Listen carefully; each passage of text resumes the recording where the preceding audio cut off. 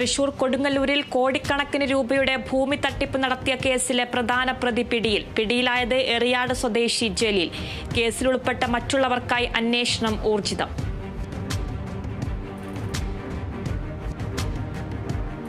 തൃശൂർ ഐനിപ്പുള്ളിയിൽ നിയന്ത്രണം വിട്ട pickup van concrete സ്ലാബിൽ ഇടിച്ച് 2 പേർക്ക് പരിക്ക്. ഡ്രൈവർ വടകര സ്വദേശി അദ്നാൻ, എറണാകുളം സ്വദേശി രാഹുൽ എന്നിവർക്കാണ് പരിക്കേറ്റത്. ഡ്രൈവർ ഉറങ്ങിപ്പോയതാണ് അപകട കാരണമെന്ന് നിഗമനം.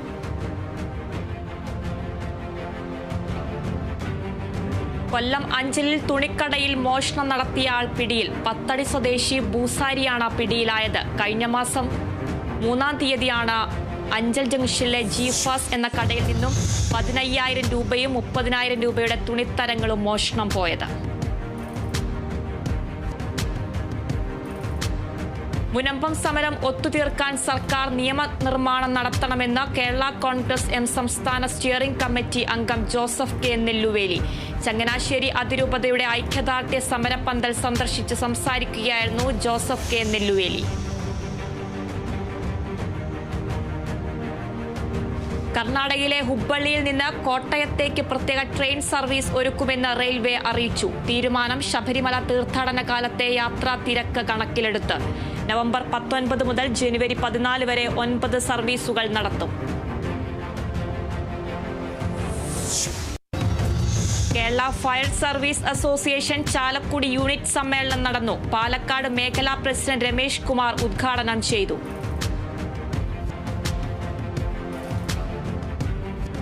എറണാകുളം പറവൂരിൽ സൗജന്യ നേത്രപരിശോധന തിമിര ശസ്ത്രക്രിയ ക്യാമ്പ് സംഘടിപ്പിച്ചു. ഡിവൈഎഫ്ഐ കുഞ്ഞിത്ത യൂണിറ്റിന്റെയും ചൈതന്യ ഐ കെയർ ഹോസ്പിറ്റലിന്റെയും ആഭിമുഖ്യത്തിലായിരുന്നു ക്യാമ്പ്.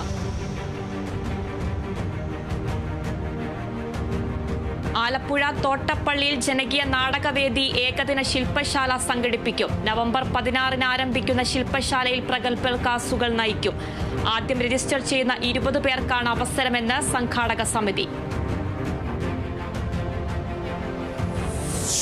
കൊല്ലം ശൂരനാട് CPIM ഏരിയ സമ്മേളനത്തിന് തുടക്കമായി. സംസ്ഥാന കമ്മിറ്റി അംഗം സൂസൻ കോടി ഉദ്ഘാടനം ചെയ്തു. സമ്മേളനം നാളെ സമാപിക്കും.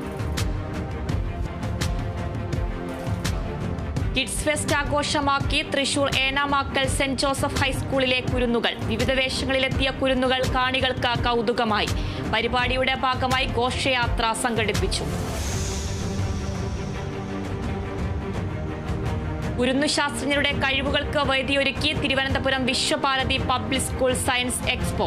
നെയ്യാറ്റിൻകര നഗരസഭാ ചെയർമാൻ PK രാജ്മോഹനൻ ഉദ്ഘാടനം ചെയ്തു. വിദ്യാർത്ഥികൾ തയ്യാറാക്കിയ ഹൈഡ്രോ ഇലക്ട്രിക് പവർ പ്രൊജക്ടുകൾ, സെൻസർ അലാം, ഉരുൾപൊട്ടൽ തിരിച്ചറിയാനുള്ള അലാമുകൾ തുടങ്ങിയവ മേളയിൽ പ്രദർശിപ്പിച്ചു.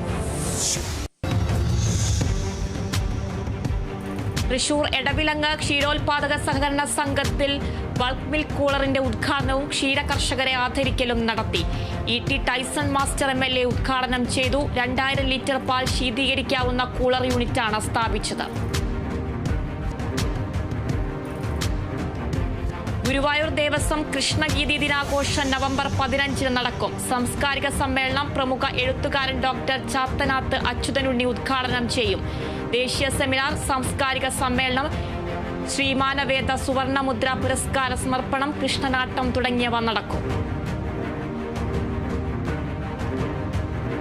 വർഷങ്ങൾക്ക് മുൻപ് സൂപ്പർ ഹിറ്റായിരുന്ന ഷാറൂഖ് ഖാൻ പ്രീതി സിന്ത ചിത്രം കൽ ഹോ ന ഹോ ചിത്രം വീണ്ടും റിലീസിനൊരുങ്ങുന്നു. നവംബർ 15-ന് ചിത്രം തിയേറ്ററുകളിലെത്തും.